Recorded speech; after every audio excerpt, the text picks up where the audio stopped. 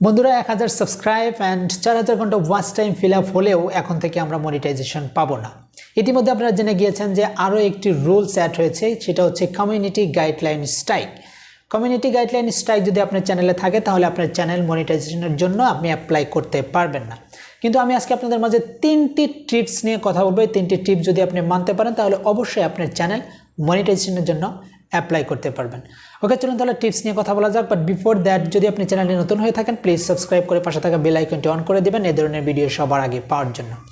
ওকে, প্রথম টিপ যেটা নিয়ে আমি কথা বলবো সেটা হচ্ছে কপিরাইট গাইডলাইন। আপনি যদি কপিরাইট গাইডলাইন মেনে চলতে পারেন তাহলে অবশ্যই আপনার চ্যানেল মনিটাইজেশনের জন্য কোনো ধরনের ফিউচারে প্রবলেম হবে না। সেটা কেমন? আপনি যখন কন্টেন্ট তৈরি করবেন তখন আপনি জেনুইনলি আপনার নিজের ক্রিয়েটিভিটিকে কাজে লাগাবেন। কোনো ধরনের সাউন্ড, কোনো ধরনের ইফেক্ট উইদাউট পারমিশন আপনি আপনার কন্টেন্টে ইউজ করবেন না। এতে করে আপনার পরবর্তীতে কিন্তু প্রবলেম ফেস করবেন। সেই জন্য বলছি, কপিরাইট গাইডলাইন যদি আপনি মানতে পারেন তাহলে অবশ্যই আপনার চ্যানেলটি ফিউচারে মনিটাইজেশনের জন্য কোনো ধরনের প্রবলেম ফেস করতে হবে না। ওকে, 2 নাম্বার যেটা হচ্ছে সেটা হচ্ছে কমিউনিটি গাইডলাইন।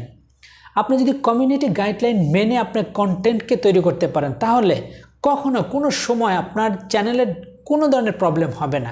কপিরাইট গাইডলাইনটা কি অ্যাকচুয়ালি আসলে আমি সংক্ষেপে বলতে চাই। আপনারা যদি জানতে চান আমাকে কমেন্ট সেকশনে জানাবেন। কমিউনিটি গাইডলাইনটা হচ্ছে ইউটিউব থেকে যত ধরনের রুলস অ্যান্ড রেগুলেশন আছে এই চ্যানেল ক্রিয়েট সম্পর্কে কিভাবে কাজ করতে হবে সকল কিছু নিয়ে মেনে যখন আমি কাজ করব সেটাকে আমরা কমিউনিটি গাইডলাইনের আওতায় ফেলবো। ঠিক আছে, কোনো ধরনের কমিউনিটি গাইডলাইন আমরা ভাঙতে পারবো না। যদি আপনি ভাঙেন তাহলে কিন্তু আপনার মনিটাইজেশনের জন্য আপনি অ্যাপ্লাই করতে পারবেন না। সো এটা মোস্ট ইম্পর্ট্যান্ট, কমিউনিটি গাইডলাইনটা মেনে আপনার কন্টেন্টকে তৈরি করবেন। যখন আপনি ইউটিউবে আসছেন তখন অবশ্যই এই বিষয়টা মেনে কাজ করবেন। ওকে, নাম্বার 3, এটা আমার কাছে খুবই গুরুত্বপূর্ণ মনে হয়েছে এতদিনের এক্সপিরিয়েন্স থেকে সেটা বলছি আমি, সেটা হচ্ছে ad friendly guideline. So ad friendly guideline এটা আবার কি? অ্যাড ফ্রেন্ডলি গাইডলাইন মেনে যদি আপনি কন্টেন্ট তৈরি করতে পারেন, কাজ করতে পারেন, তাহলে ভবিষ্যতে আপনার চ্যানেলের জন্য খুবই পজিটিভিটি। আপনার চ্যানেলে মনিটাইজেশন তো পাবেনই, ইনকামের সোর্সটাও আরও বেড়ে যাবে।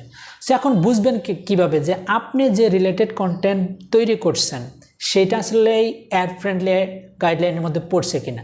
তাহলে কী করবেন, আপনি ইউটিউবে যে আপনি যে রিলেটেড কন্টেন্ট তৈরি করছেন সেই রিলেটেড কন্টেন্ট সার্চ করে দেখবেন সেই ধরনের কন্টেন্টে বা ভিডিওতে কোনো ধরনের অ্যাড আসছে কিনা।